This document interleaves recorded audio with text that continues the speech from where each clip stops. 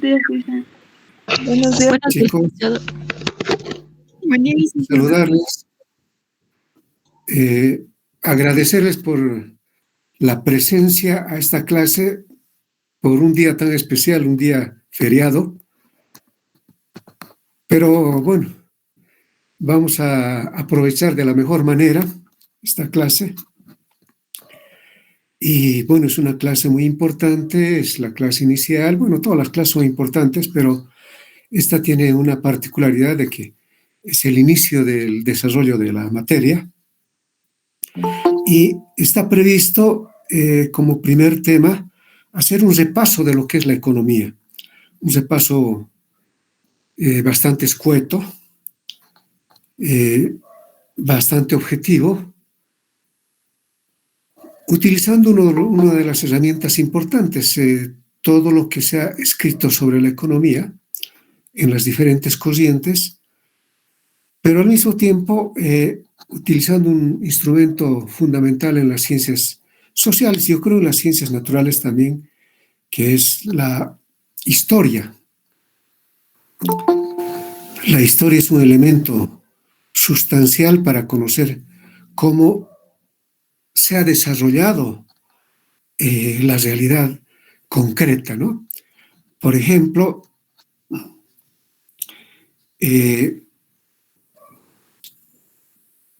conocer la historia en la física, por decir algo, es muy importante, ¿no? Porque todo lo que se ha desarrollado en la física en un momento determinado, que parece un tiempo pasadísimo, remoto, en realidad está presente en la actualidad. Por ejemplo, si nos remontamos a Einstein lo que ha hecho es descubrir la teoría de la relatividad. Y gracias a la teoría de la relatividad, pues hay los vuelos en aviones y una serie de actividades que desarrolla el ser humano. Es decir, ese hecho pasado, que parece histórico, incluso muy remoto, aunque ha sido en el siglo XX, está presente en la actualidad. Es decir, ese desarrollo de la ciencia. Porque una cosa es la ciencia y otra cosa es la tecnología. La tecnología es lo que, en la ciencia es lo que va descubriendo el ser humano de nuevos elementos de análisis de la realidad. Va comprendiendo mejor la realidad. Y en base a ese desarrollo científico se instrumentan las diferentes técnicas. Esas técnicas que permiten, digamos, construir el Internet. Es decir, fruto de ese descubrimiento científico vienen, digamos, una serie de técnicas que sin duda facilitan la vida de los seres humanos. Y naturalmente en la economía es importante remontarnos a la historia. Hay una corriente en el pensamiento económico que en un periodo determinado subestimó la historia y nuevamente han vuelto a recuperarla en las universidades de los países desarrollados, aunque a regañadientes por todo lo que está ocurriendo en la realidad, ¿no? Entonces, vamos a hacer un breve repaso de las diferentes corrientes que existen en la economía. Primero tenemos el pensamiento clásico a partir de 1776, un periodo, fecha emblemática para nosotros los economistas, porque a partir de 1776 se estima que nace la economía como una disciplina aparte, es decir, con una postulación a ciencia. Porque la ciencia es la sistematización del conocimiento en un bloque de conocimientos. Y eso es lo que ha ocurrido en 1776 con Causa y origen de la riqueza de las naciones, escrita por Adam Smith, que fue el inicio, digamos, de esa conjunción de elementos anteriores que estaban dispersos y que él los ha sistematizado y ha generado un pensamiento. Y esa es la gran virtud que tiene la contribución, en este caso, de Adam Smith y una cantidad de seguidores: David Ricardo, John Stuart Mill, Tomás Roberto Malthus, etc. A todos ellos se les conoce como los clásicos. Pero, ¿cómo es que llega, digamos, el pensamiento? Si bien les digo, es una sistematización de ideas que ya existían en esa realidad, y él lo que hace es aunarlas de manera coherente, lógica. Entonces, ¿qué es lo que había sucedido antes? Entonces es importante que nos remontemos al siglo XV, a fines del siglo XV, pero fundamentalmente al siglo XVI. El siglo XVI es 1500. ¿Por qué tiene importancia el siglo XVI? Porque el siglo XVI permite la asunción, permite la emergencia del modo de producción capitalista. Antes del siglo XVI, en 1300, 1400, 1200, 1100, 1000 años antes, prevalecía el modo de producción feudal. Entonces, es a partir del siglo XVI, 1500, que se empieza a sustentar, a tener vitalidad, a tener existencia propia el modo de producción capitalista.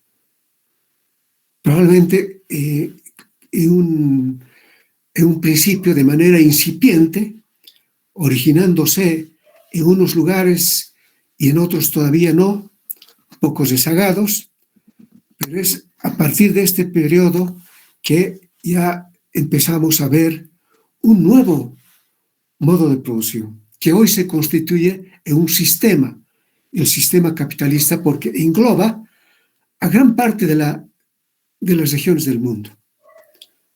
Podríamos decir a todo el globo terráqueo. Entonces, ¿cómo se suscita este hecho?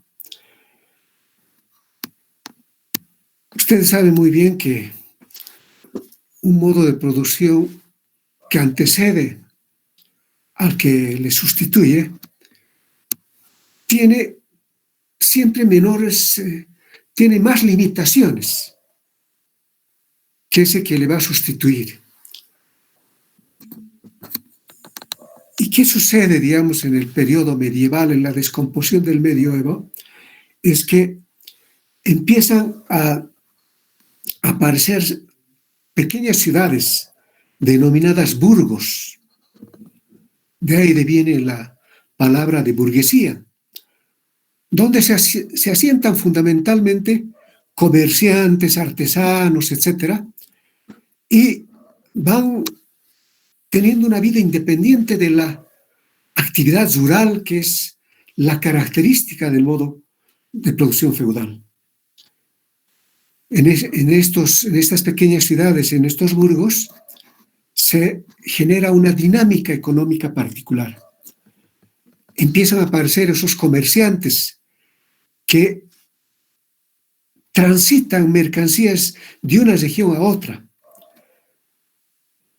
que llevan las mercancías de una región a otra en función de las diferencias regionales que existen y naturalmente esas diferencias regionales permiten diferencias de productos. Y en esa línea aparece esta actividad de estos comerciantes, primero llevando mercancías que rescataban de un lugar para llevarlas a otro lugar y rescatar de ese lugar para llevar al otro, es decir, hacían un flujo, un intercambio. Pero ese es el inicio de la actividad de estos comerciantes. La segunda etapa de estos comerciantes se dan cuenta que podían mejorar los productos que estaban comprando de uno y otro lugar. Entonces lo que hacen es concentrar la producción en estos burgos, en estas comunidades. Y lo que hacen es contratar mano de obra de las familias, pero vean ustedes, todavía el trabajo es domiciliario. El trabajo se lo realiza en los domicilios, en sus casas. Lo que hacen estos comerciantes es comprar la materia prima, por ejemplo, la lana, compran lana y entregan a una familia para que esta familia, con sus propios instrumentos, sus tejidos que eran a mano, eran todavía muy rudimentarios, con sus propios instrumentos, puedan elaborar una tela. Y puedan elaborar una tela y después puedan elaborar una prenda de vestir. Entonces, se da, digamos, este proceso, es el nacimiento del modo de producción capitalista, donde hay un empresario y hay un trabajador. Esa es la distinción, digamos, con los modos de producción precedentes, y en estas circunstancias emerge el modo de producción capitalista, nace el modo de producción capitalista. Pero bueno, voy a hacer, digamos, algunos saltos históricos. Ese modo de producción capitalista, esos burgos crecen de tal manera que van logrando espacios significativos y van no solamente teniendo una primacía en el aspecto económico, sino fundamentalmente también en el aspecto político.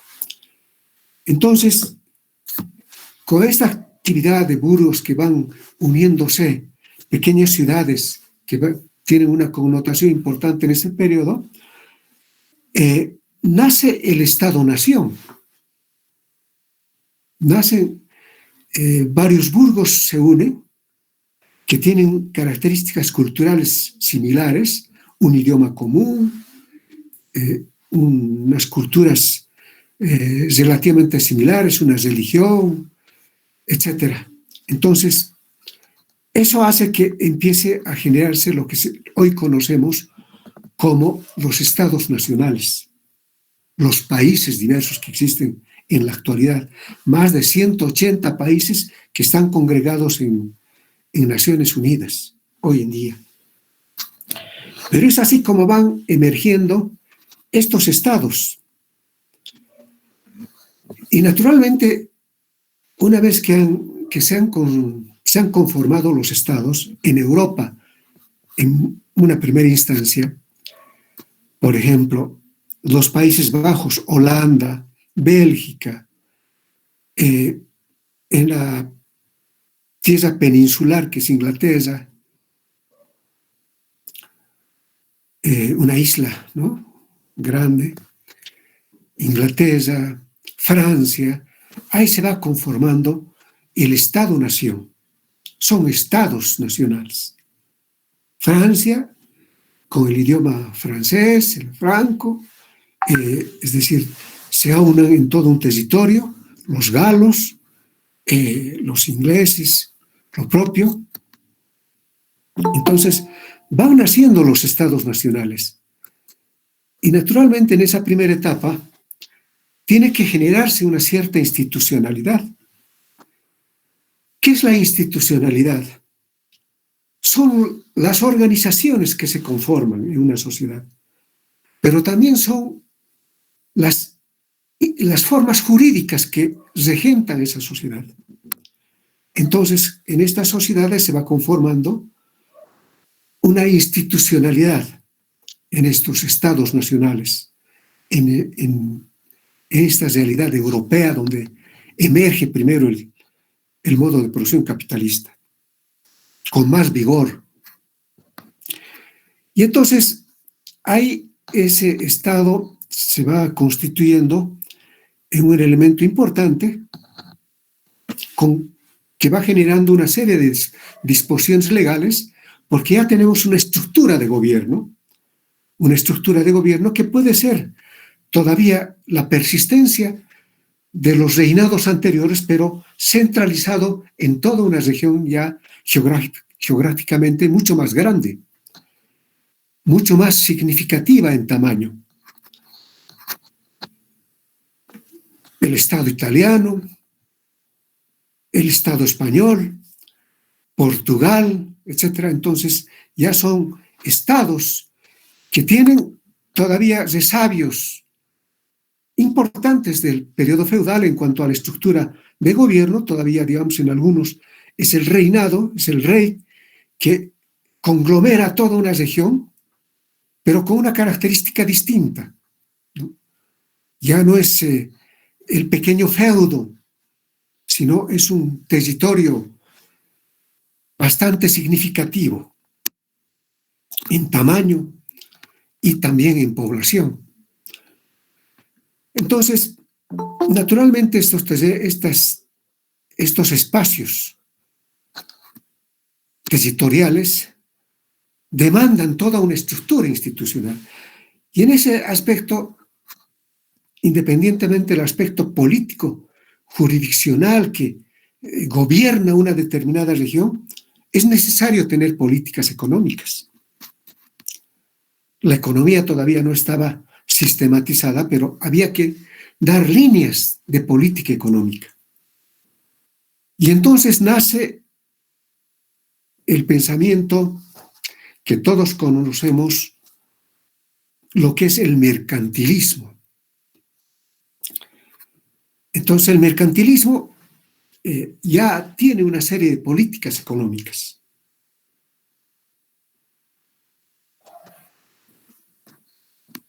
Ese mercantilismo que plantea, por ejemplo, que en el sistema monetario se tiene que regir a través de los metales preciosos. Entonces, en la medida que un Estado-nación, tenga mayor cantidad de metales preciosos, ese Estado es más fuerte. Y en ese sentido, tratan de, a través de un periodo de colonización que se da también en este proceso, extraer de las colonias materias primas, metales, minerales, preciosos fundamentalmente. Si no les interesa en ese momento hacer un flujo de mercancías del estaño, el cobre, no son minerales apetecibles para estos estados nacionales.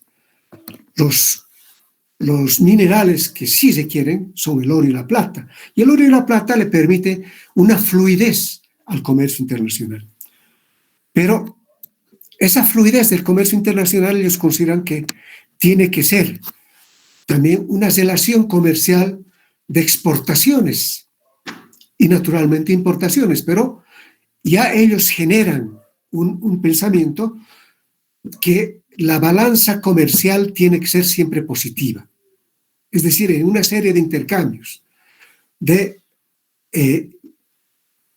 materias primas, por ejemplo, de la India, traer lana, traer algodón de otras regiones de Norteamérica, llevar algodón a Inglaterra para la industria textil y llevar, digamos, instrumentos para la agricultura de Inglaterra, manufacturados en Inglaterra, hacia, en este caso, su ex colonia, que era los Estados Unidos. Entonces, esa relación tenía que ser una relación siempre positiva para el país que consideraba que el comercio internacional, en este caso la balanza comercial, tiene que ser positiva. Es decir, tiene que haber un excedente positivo en la balanza comercial. ¿Qué significa la balanza comercial? A ver, ¿quién quiere amenizar un poco? ¿Qué es la balanza comercial? Licenciado, buenas tardes, buenos días. ¿Qué tal? Buenos días. Bueno, a lo que yo trato de decir, yo he visto que este fenómeno de la balanza comercial en sí ya se da por inicios de David Human, donde ya da a entender que existe una teoría internacional del comercio exterior, ¿no? Dada esta situación, no ve, ella está aplicando los métodos de lo que se refiere a la teoría cuantitativa del dinero, que en ese entonces se encontraba en un callejón sin salida, por así decirlo, ¿no? Entonces, a partir de ahí, digamos, se va formando lo que él llamaba a entender la aplicación de esos metales preciosos para lo que se refiere para el intercambio. Entonces, dado esta medida, él daba ya inicios de lo que era ya una balanza comercial, donde un país, a partir de la mejora de la eficiencia en el trabajo, podría generar ganancias y de ahí, mediante la abaratación de sus costos, podría generar lo que era la venta, en este caso, las exportaciones, ¿no ve? Y de ahí, dado el tiempo, ya se va dando lo que son las importaciones, lo que son la compra de bienes y servicios. O sea que en ese entonces solamente era venta de metales preciosos y mucho más adelante ya se van creando lo que son los bienes, servicios, en fin. Muy, muy buena tu participación, excelente. Hacerles recuerdo a los compañeros, a todas las compañeras y compañeros, que estas participaciones, por ejemplo, la muy inteligente participación de Daniel Esteban, naturalmente tiene un puntaje para la sumatoria que vamos a hacer sobre un rubro que hemos denominado participaciones. Así que es importante que consideren esa situación y siempre estén dispuestos, como les decía en la anterior clase, lanzarse, decir, emitir un criterio. Siempre aprendemos cuando participamos, es decir, reforzamos nuestro conocimiento, pero al mismo tiempo tenemos un reconocimiento en el curso. Pero muy bien lo que nos decía Daniel Esteban, es cierto, pero ¿qué generaba además ese hecho para poder tener una balanza comercial positiva? Es decir, la balanza comercial es fundamentalmente la diferencia entre exportaciones e importaciones de bienes y servicios. Esa es la balanza comercial. Entonces, en la balanza de pagos entran aspectos financieros, ya es mucho, es otra consideración, es otro concepto, pero en esa línea de esa balanza comercial positiva se da la necesidad ya de tener una actitud proteccionista desde el Estado. Esos estados ya consolidados en Europa se ven en la necesidad de estimular su sector manufacturero. Ya Inglaterra, desde fines de 1485 y todo lo que va hasta 1750, Inglaterra es un país altamente protector, porque lo que hace Inglaterra es promover su industria, porque cómo iban a tener una balanza comercial positiva para atraer metales preciosos a través de la venta, era mejorando su actividad productiva, manufacturera en este caso. Entonces se inicia un proceso de estimulación a la industria, con una participación dinámica del Estado. El Estado, es decir, intuitivamente, el Estado con una presunción de que eso es lo que tiene que hacer, empieza a proteger a sus productores y naturalmente eso le permite tener un flujo importante de metales preciosos. Es más, esa actitud protectiva no solamente se constriñe, digamos, a estimular a sus productores, sino fundamentalmente prohibir la importación de productos acabados. Lo que sí se estimula es la atracción de materias primas, traer algodón, traer lana, traer algunos otros productos que son esenciales en la vida de esas sociedades, pero en calidad de materias primas, para ser transformadas en su propia realidad y generar su propio producto. Entonces, estamos viendo un hecho concreto de la realidad, un hecho que la historia nos puede colmar con una serie de ejemplos. En Inglaterra, Holanda, en Bélgica, posteriormente en Francia, etcétera, etcétera. Entonces, todo eso genera, naturalmente, una consecución de una balanza comercial favorable, pero paralelamente genera un fortalecimiento del Estado. Tal vez una pequeña digresión acá. ¿Qué es el Estado? A ver, ¿qué es el Estado? Hemos dicho, el Estado-nación está conformado, digamos, por esos espacios geográficos que hoy los conocemos como países. Pero, ¿qué es el Estado y qué es la nación? A ver, ¿algún compañero? ¿Alguna compañera?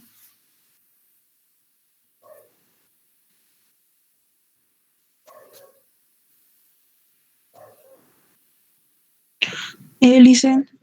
Adelante, María Aide.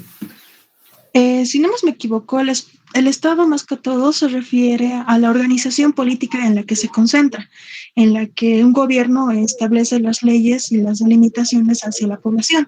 Pero la nación más que todo se refiere al nivel cultural que tiene esa población para poder surgir entre ella. Está muy bien, está muy bien. Efectivamente, como nos dice María Aide, el Estado son toda la concepción jurídica, la institucionalidad desde la perspectiva de las disposiciones legales, la forma de organización, etc. Por ejemplo, el Estado en Bolivia tiene sus poderes. El poder legislativo, donde se construyen las leyes, se discuten las leyes, toda esa consideración jurídica que tiene que cumplirse dentro de una ley de leyes que es la Constitución Política del Estado. Posteriormente existe, digamos, el Poder Judicial, donde se dirimen una serie de inconvenientes que tiene una sociedad, siempre hay problemas de toda índole, políticos, económicos, sociales, etcétera, y entonces se dirime, digamos, en el Poder Judicial, y también tenemos un poder importante, es el Poder Ejecutivo. El Poder Ejecutivo que tiene las riendas del poder político y que maneja, es decir, con una serie de disposiciones el Estado. Y también hay lo que se dice el poder electoral, que son ya otros elementos, aditamentos de lo que es ese poder, los poderes del Estado. Ese es el Estado, esa conformación del Estado. ¿Y qué es la nación? La nación es el grupo étnico, ese grupo étnico que tiene características similares culturales. Por ejemplo, en Bolivia se ha refundado a través de un referéndum donde todos participaron y con más del 70%, más del 80%, dijo, bueno, se conoció como un Estado plurinacional, donde hay diferentes naciones. Por ejemplo, tenemos la nación aymara, Es decir, es una etnia que tiene características culturales similares. Tiene un idioma común, tiene una cosmovisión de la naturaleza similar, la madre tierra, y hoy día, por ejemplo, se hace dentro de la concepción, ya sea aymara, quechua y me imagino guaraní, se hace una atención preferente a la naturaleza, a la madre tierra. Se hace la chaya a la madre tierra pidiendo que nos vaya bien, etcétera, etcétera. Esa es una forma de ver. Esa es lo que los marxistas llaman cosmovisión, ¿no? Una visión del mundo. Entonces ellos tienen su propia lógica de esa visión del mundo, tienen una serie de cuestiones culturales que sin duda al transcurrir el tiempo no se mantienen totalmente independientes del resto de las otras etnias y del desarrollo de la humanidad, ¿no?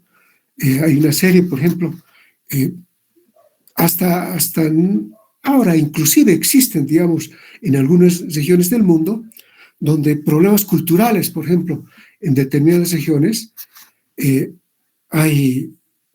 todavía persiste que te escojan el esposo, ¿no? A las mujeres ya a partir de los 14, 15 años ya van pensando quién va a ser el esposo en esa comunidad, quién puede ser, digamos, quien mejor parezca, digamos, a la familia o el novio o la familia del novio busque, digamos, una persona de esas características. Hay todavía ese tipo de cosmovisiones y en la cosmovisión andina había todavía el rapto, ¿no? Se robaban a la novia, etc. Entonces, seguramente después de una consideración preconcebida antes, ¿no? Pero, bueno, esos son los rasgos culturales que tiene cada grupo étnico. Y ese grupo étnico con, digamos, una determinada cantidad de población se llama nación. Esa es la nación.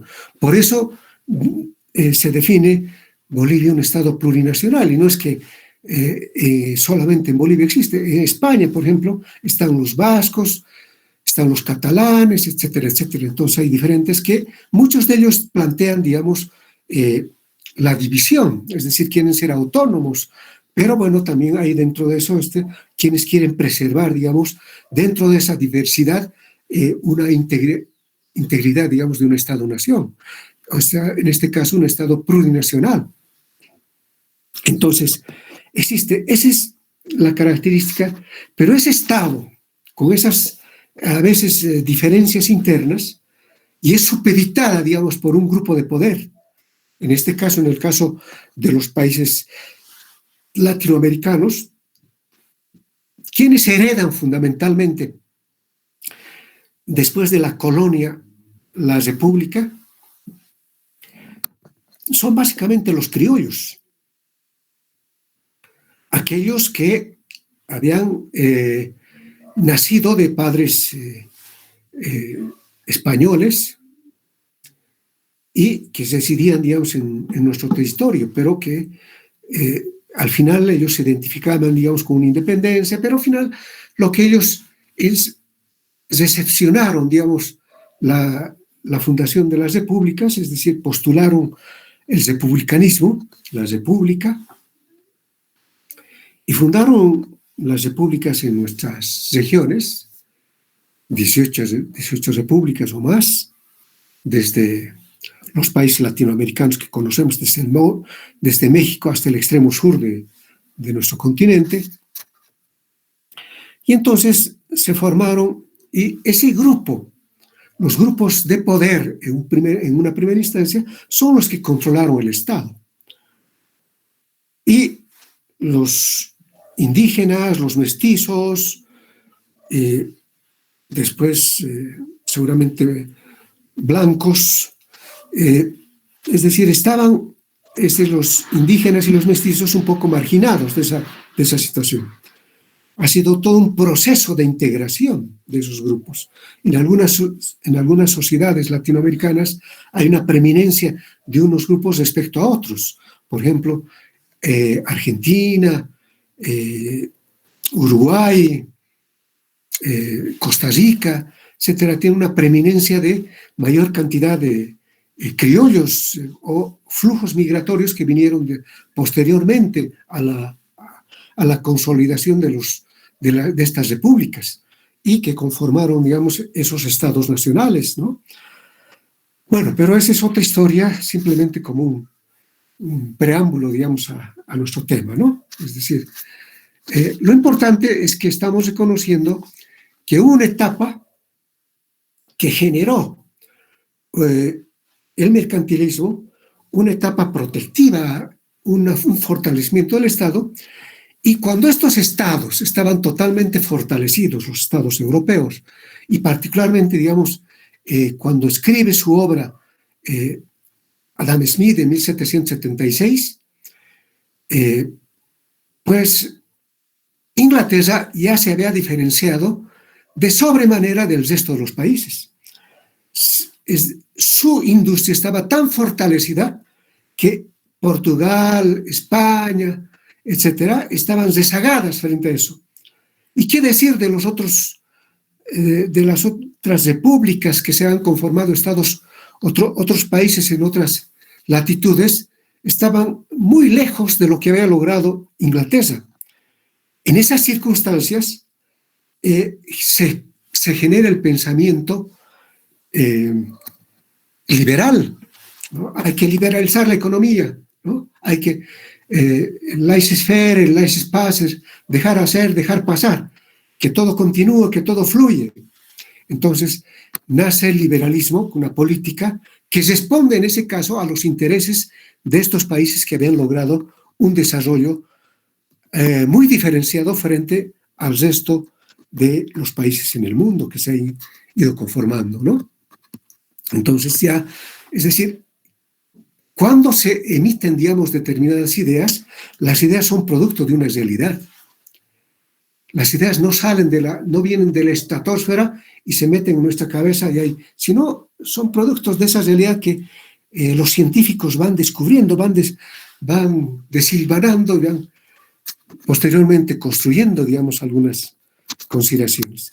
Entonces, ese liberalismo que nace en 1700, ya cuando Inglaterra se desprende del resto, es decir, logra diferenciarse de manera sustantiva del resto de los estados nacionales, entonces promulga naturalmente sus propias ideas, su propia visión en función de ese interés que tiene.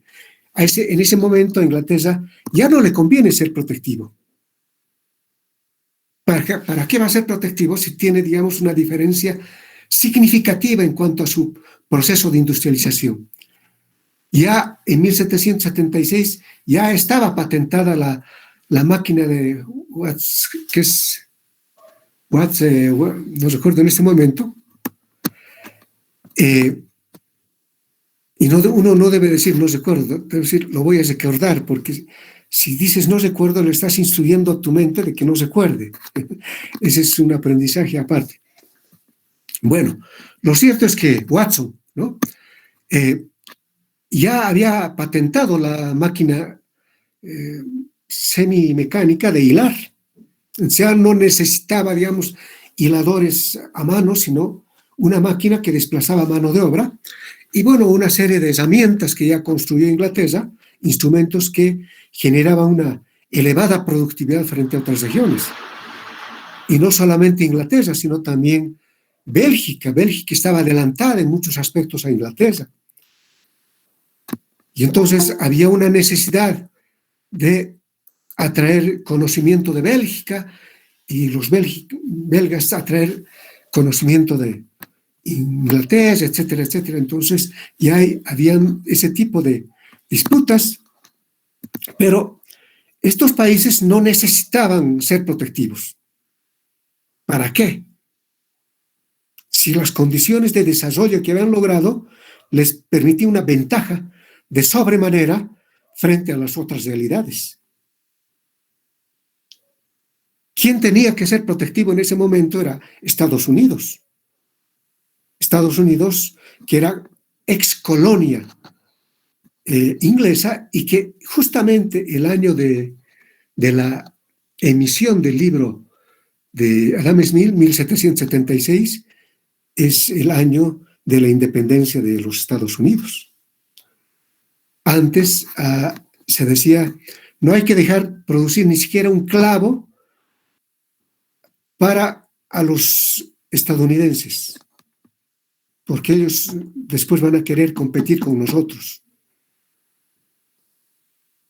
Entonces, no les dejaban producir nada, pero bueno, a partir de eso los estadounidenses comprendieron que tenían que protegerse y que tenían que proteger su industria naciente con Friedrich List, uno de los propulsores ya de la industria naciente. Seguramente ustedes han escuchado hablar o han leído en alguna materia. Bueno, lo cierto es que nace el pensamiento clásico, y ese pensamiento clásico tiene una serie de elementos, los clásicos. En su libro, bueno, tiene una trilogía de libros, Adam Smith, que el tercero no logra concluirlo, pero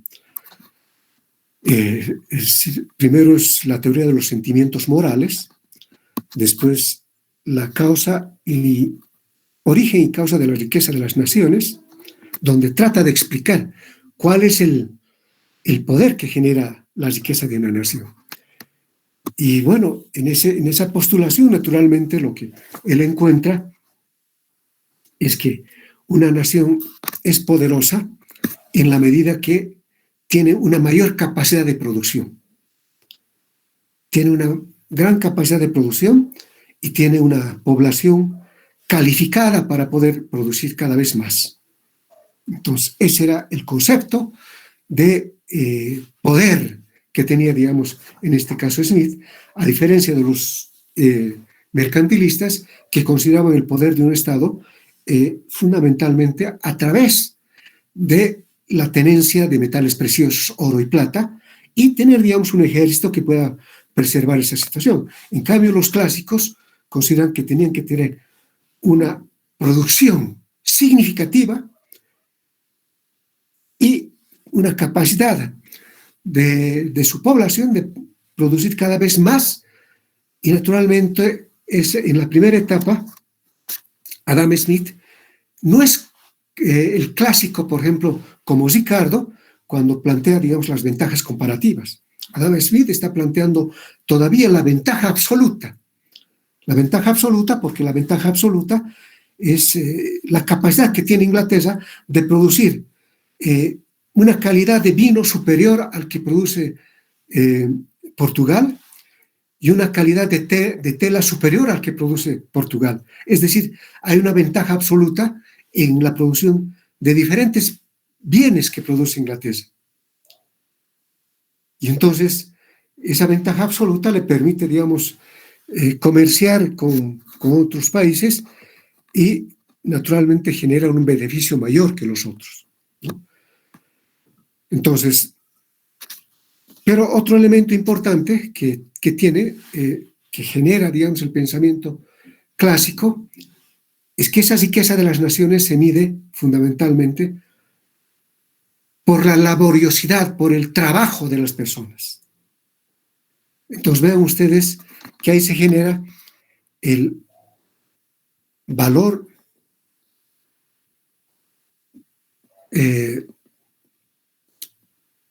de uso y el valor de cambio en el pensamiento clásico.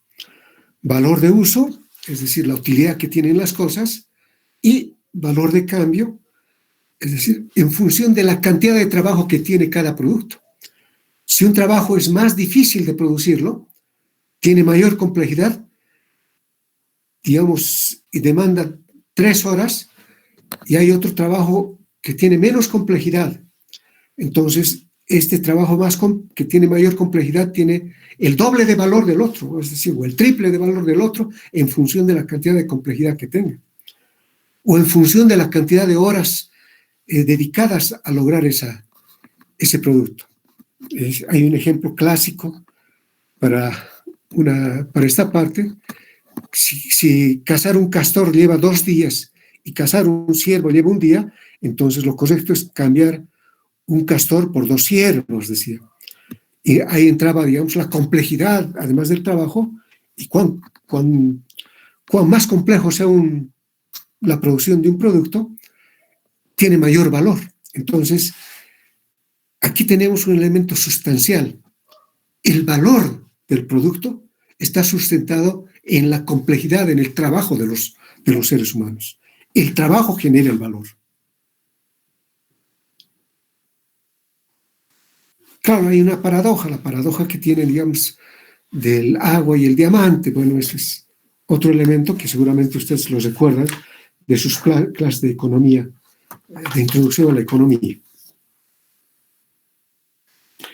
Entonces, ¿cuáles son las causas del progreso para Smith en una sociedad? La causa del progreso en una sociedad para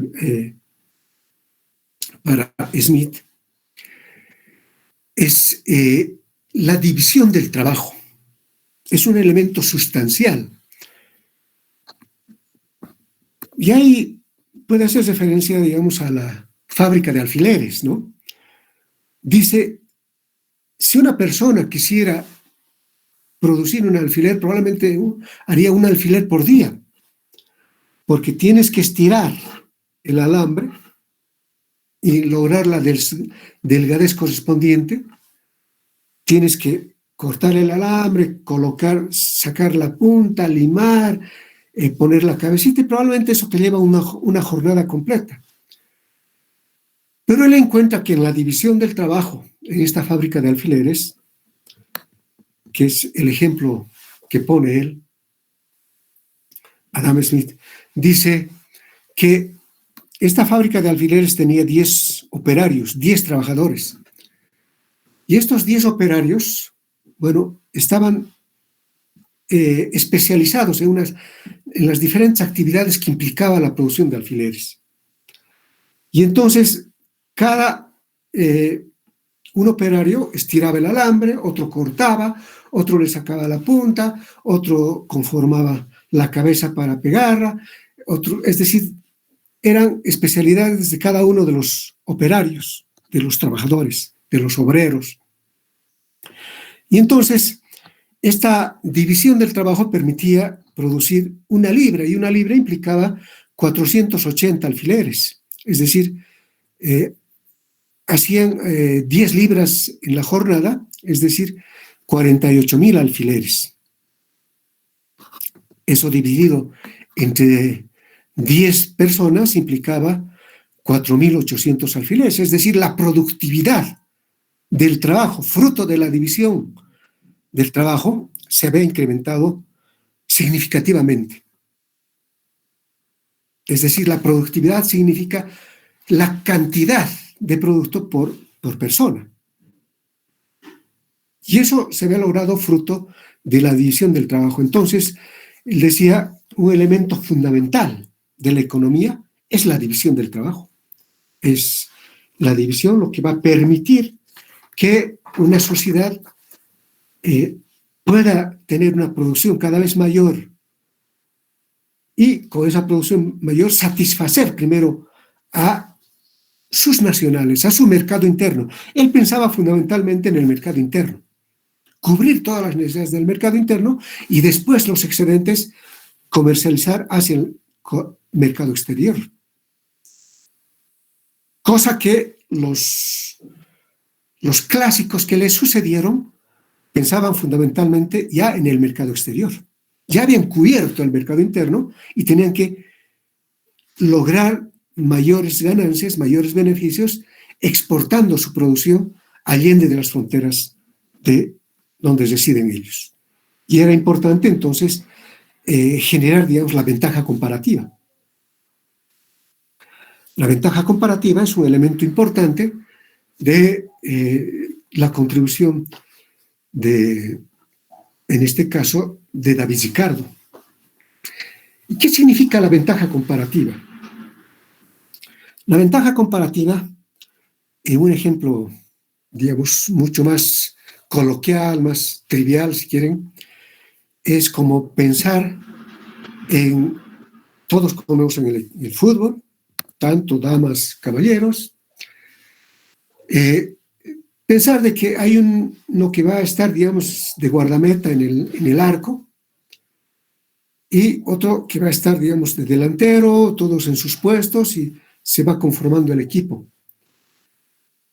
Pero ahí no sucede nada. ¿Qué sucede cuando este que está, digamos, de guardameta, de arquero, es tan excelente como goleador, como arquero? No hay quien en el equipo le gane en sus dotes de goleador,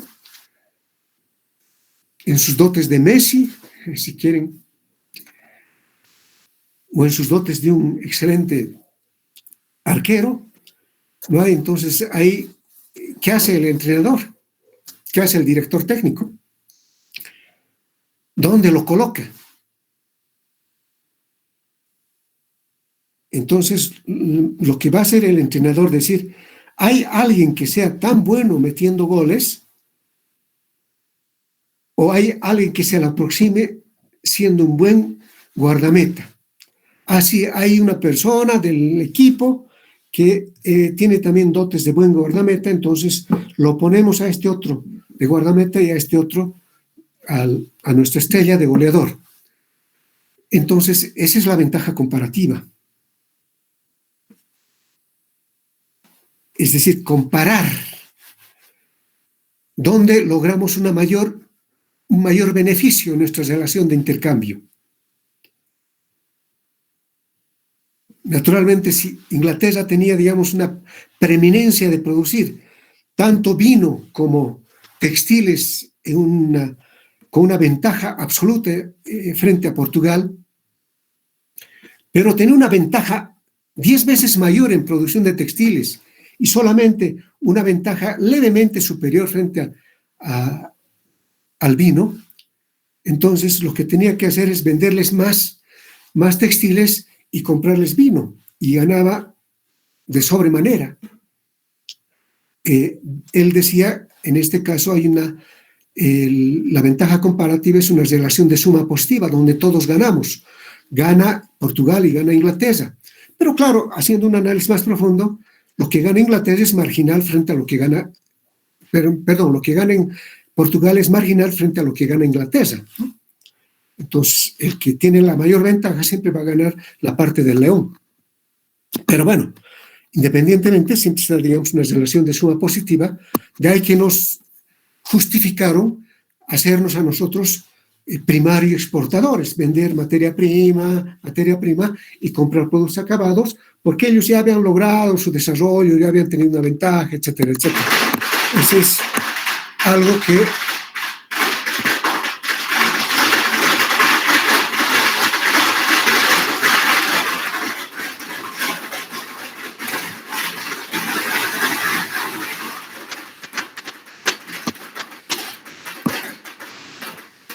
bueno, hemos escuchado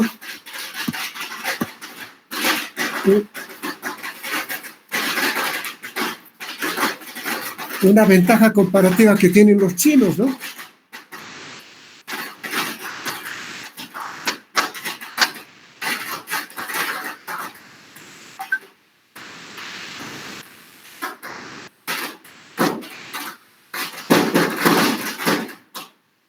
Bueno, disculpen, no se podía no podía continuar porque había un bullicio tremendo que lo han percibido ustedes. Y bueno, esa es una ventaja comparativa que tienen los chinos de producir este tipo de cohetería para que nos festejemos, ¿no? Dentro de las costumbres que tenemos. Bueno, pero esa es la situación, y naturalmente ahí tenemos las determinadas consideraciones que plantean ya los clásicos, contribuyen de manera sustancial. Ahí está también la teoría de la distribución que implica que todo producto tiene la participación de 3 elementos fundamentales. tres clases fundamentales que contribuyen en todo proceso productivo. Están los terratenientes, que entregan la tierra. Están los capitalistas, que son emprendedores, que generan, digamos, su capital, arriesgan, etcétera, y están los trabajadores que van a generar un valor agregado al producto correspondiente. Entonces, esos tres elementos tienen naturalmente tres intereses, ¿no? Entonces habrá, digamos, de los terratenientes, la retribución se llama la renta. Por eso cuando nosotros vendemos nuestra materia prima, no le hemos agregado ningún beneficio a esa materia prima, no hemos agregado ningún otro valor. Entonces por eso se llama materia prima y lo vendemos como materia prima, y por eso de lo que vendemos se llama la renta. Entonces somos rentistas cuando vendemos solamente materia prima. Y entonces los capitalistas ponen su capital, tanto capital de trabajo como capital fijo, y ese capital fijo pueden ser las máquinas, las herramientas, etcétera, pero ese capital fijo se va desgastando, es un capital pasado, es decir, es una mano de obra pasada que está concretada en un capital, y ese capitalista va a tener que vender su capital, es decir, va a tener que vender su producto y restituir el beneficio a ese capital que ha utilizado. Y posteriormente está el trabajador que le va a dar un valor agregado a esa materia prima. Si tienen, por ejemplo, el cobre, bueno, va con eso elaborar, digamos, una serie de productos para la industria automovilística, para la industria eléctrica, o el estaño para diferentes industrias. Entonces va a utilizar, digamos, y le va a dar un valor agregado para poder producir, por ejemplo, los primeros automóviles que se construyeron a fines del siglo XIX y a principios del siglo XX, utilizaban planchas de metal, ya sea de hierro o de aluminio, eran muy consistentes, muy pesadas. Entonces se requería. Hoy ya los automóviles no tienen planchas, sino son fibras de petróleo o del gas. El gas, la petroquímica produce las fibras correspondientes, y esas fibras se pueden constituir en partes de la construcción de un automóvil, ¿no? Entonces, las formas como se distribuye, digamos, lo que se ha generado fruto de la venta de toda esa producción, es la distribución de la producción entre esas clases fundamentales: los trabajadores, los capitalistas y los terratenientes.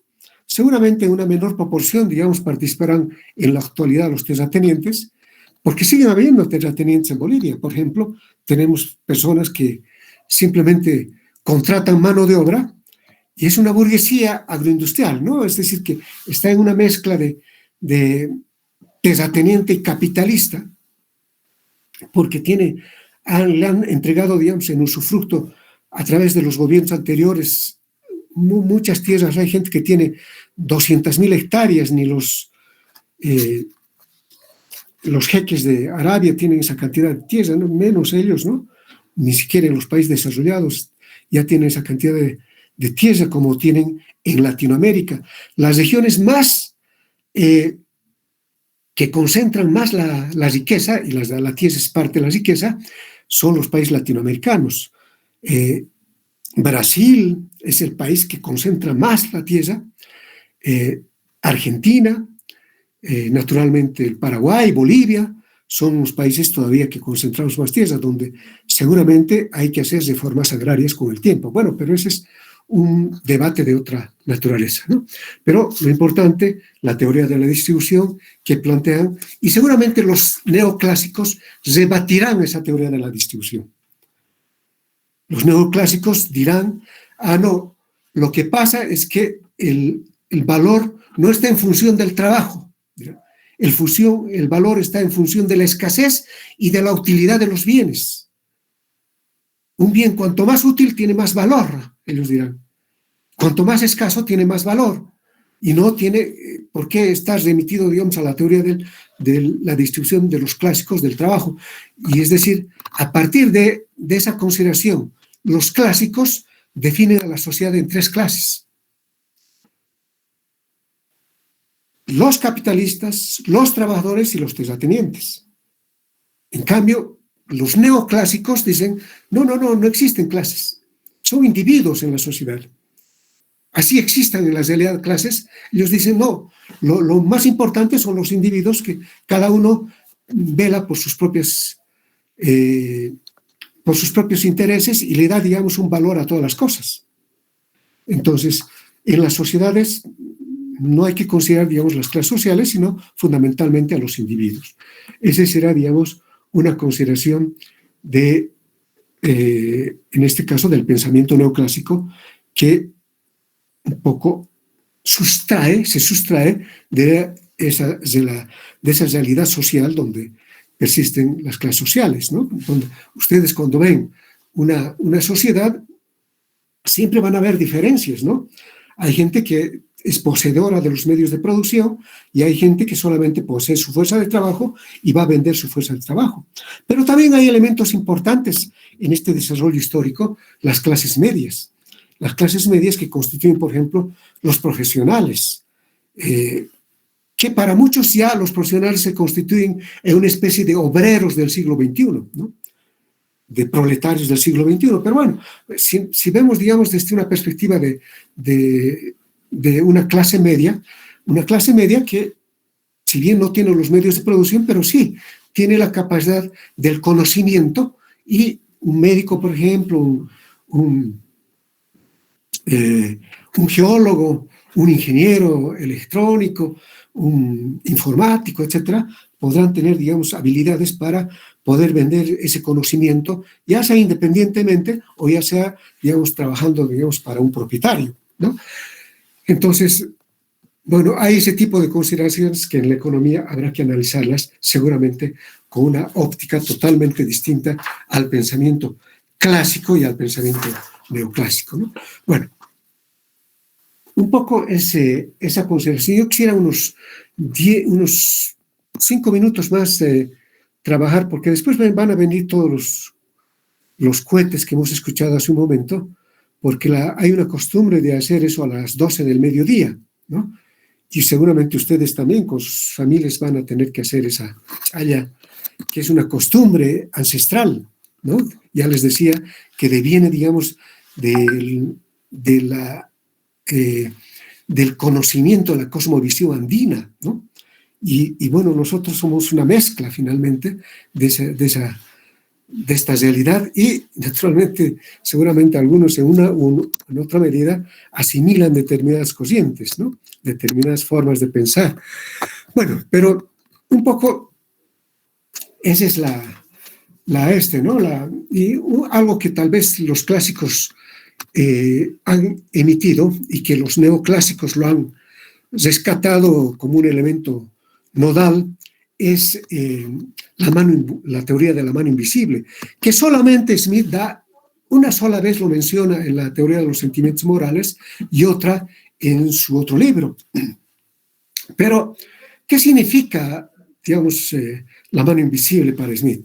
Él dice, en su ejemplo clásico, tanto el carnicero, el cervecero, el herrero, el carpintero, no es que están pensando en el resto para contribuir a la sociedad y cómo contribuyen con su producción. No, es su egoísmo personal. Están pensando en sí mismos y, en función de pensar en sí mismos, van a producir, digamos, algún bien que va a tener una acogida en la sociedad, y con lo cual ellos se van a sentir retribuidos y van a contribuir a esa sociedad.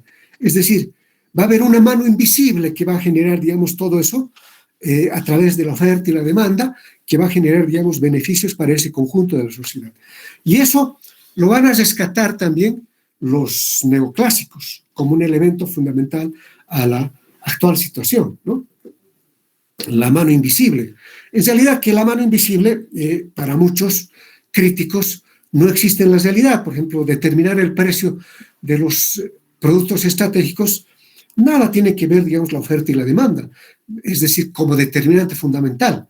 Si bien tienen su incidencia, por ejemplo, en el precio del petróleo, es decir, son factores, por ejemplo, en el periodo de la pandemia, bajó el precio del petróleo porque hubo una guerra entre rusos, un desentendimiento, y Arabia Saudita, hubo una fricción entre ellos, y los árabes deprimieron el precio, deprimieron más, pese a que no había demanda por la crisis pandémica, no había demanda, deprimieron más y bajaron unos días a cero casi, pero bueno, después actualmente está más de $60 el precio del barril, pero es decir, se maneja por cuestiones geopolíticas, geoestratégicas, es decir, hay una serie de elementos que inciden, digamos, en el precio de los productos.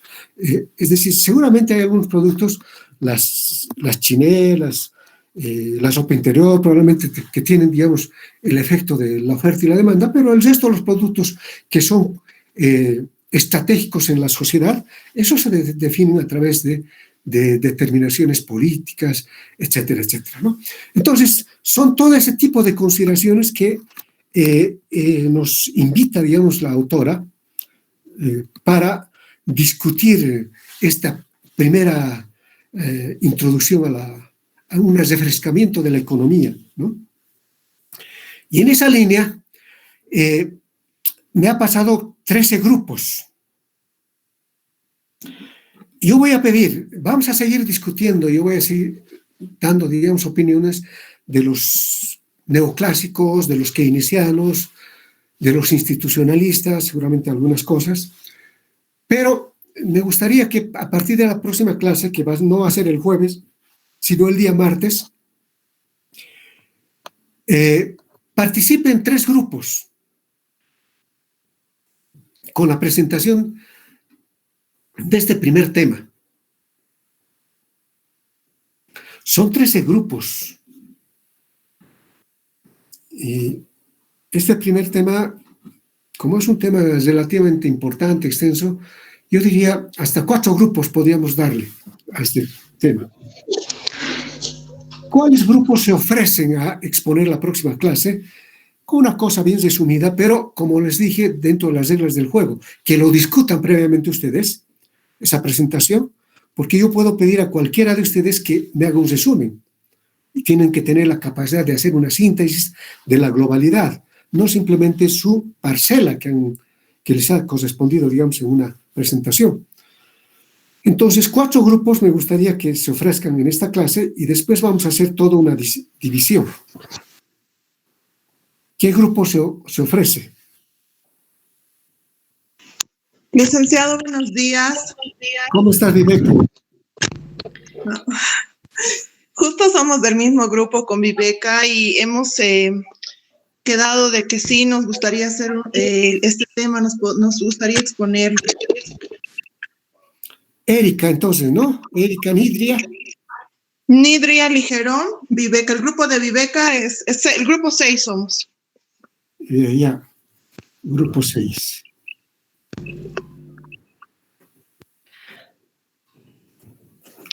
Ya, ¿qué otro grupo más? Sí, mi grupo, por favor, licenciado. Nicole. Sí, Nicole Condori Mendoza, y somos el grupo número 4. 4. Otro grupo, por favor. Licenciado, buen día. El grupo 1. Osmara. Nick, buen día. Grupo 1. Sí, Adalid. Igual que no recuerdo el número de grupo, pero que somos. Ya, yo busco y te pongo. Nick, muchas gracias. Ya, perfecto. Los 4 grupos ya están definidos para la próxima clase, así que vamos a escoger, ojalá que puedan participar por lo menos 2 grupos o 3, y vamos a ir debatiendo después el tema, ¿no? Sería interesante también que pongan algunas interrogantes en la discusión. Esta es la interrogante que me parece que hay que discutirla, cómo lo podemos entender hoy en día, cómo podemos discutir esto, etcétera, etcétera. Que todos aprendamos. Aquí nadie es dueño de la verdad. Todos tratamos de encontrar, digamos, mayor conocimiento a través de este tipo de relaciones que son muy importantes. Bueno, no sé si tienen alguna consulta, casi así un monólogo mío, con 2 participaciones muy buenas, muy buenas. Felicito a las 2 personas.